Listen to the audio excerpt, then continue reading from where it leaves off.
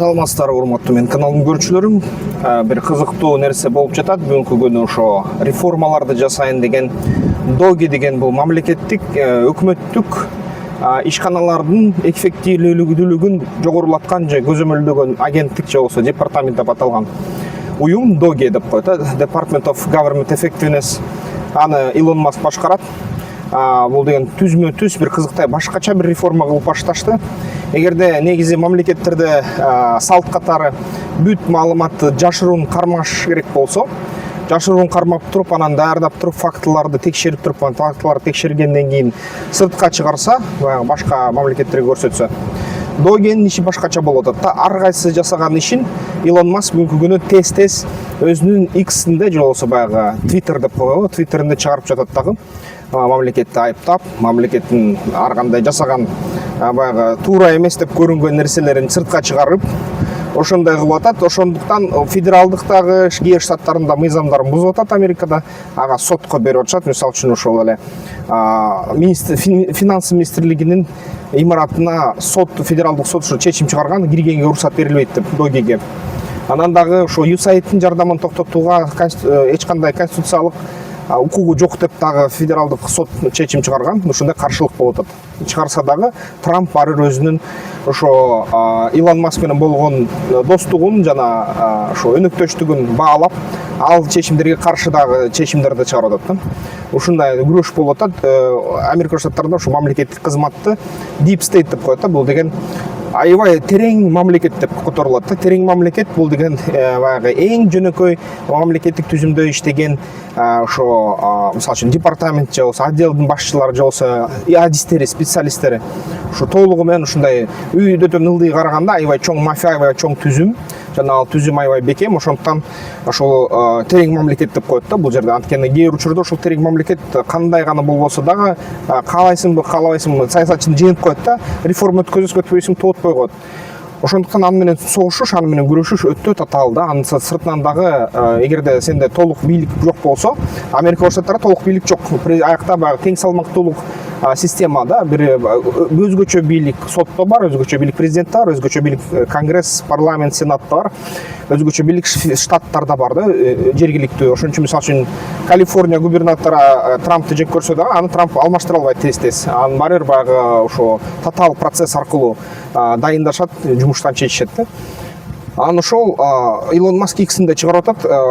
Америка Штаттарынын финансы министрлиги, каржы министрлигинин чыгымдары ар бирине код, ар бир чыгымдардын топтолушуна, мындай аталыштарына код берилиш керек болчу да. Кандайдыр бир тамга, кандайдыр бир цифра жазылыш керек болчу. Ал цифра менен анан баягы группалаштырып текшерип койсо болот. Акча каяка кетти, ким коротту, кандай королду деп. Ошол группалар боюнча маалымат жок.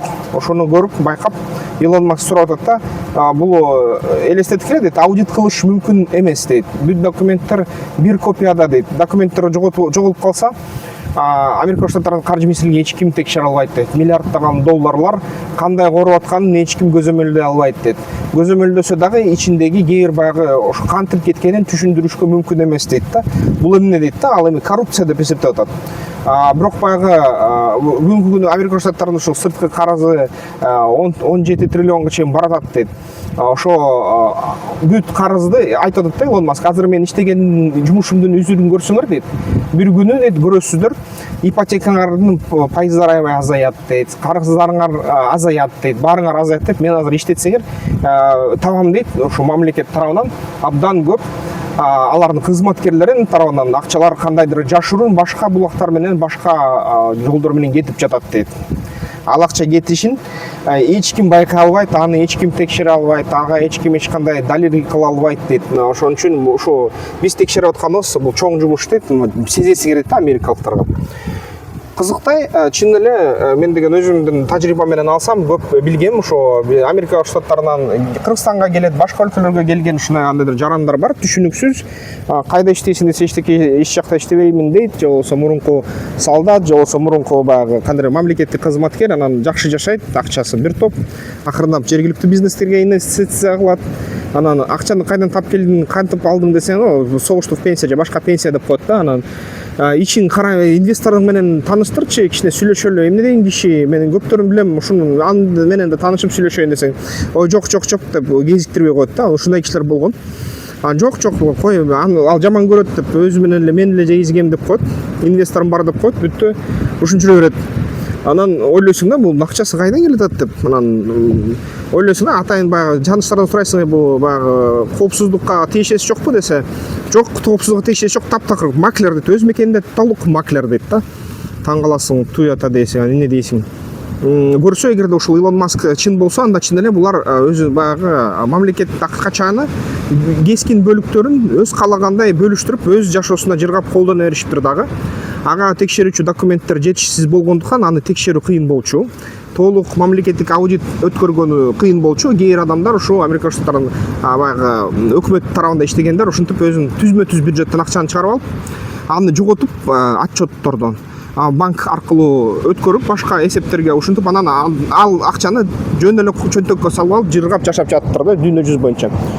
Бирок албетте баягы сот системасына каршы чыгып атат, Илон Маска чыгып атат, сен эмне деп атасың, Америкага каршы шек келтирип атасың, мыйзамдарды бузуп атасың, ушул нерселер жашыруун баарын изилдеп туруп, анан аны документ сыяктуу далилдерди алып келип, анан сотко берсең, анда туура болмок дейт. Азыр болсо сенин же мамлекеттик кызматкер эмессиң, же болбосо атайын мамлекеттик кызматкер деп эсептелсең дагы, баары сен мындай андай бийлигиң жок, сен диктатор эмессиң деп, ага Америка Штаты ошол эле баягы терең мамлекеттин өкүлчүлүктөрү каршы чыгып атышат да. Ушундай тирешүү болуп атат.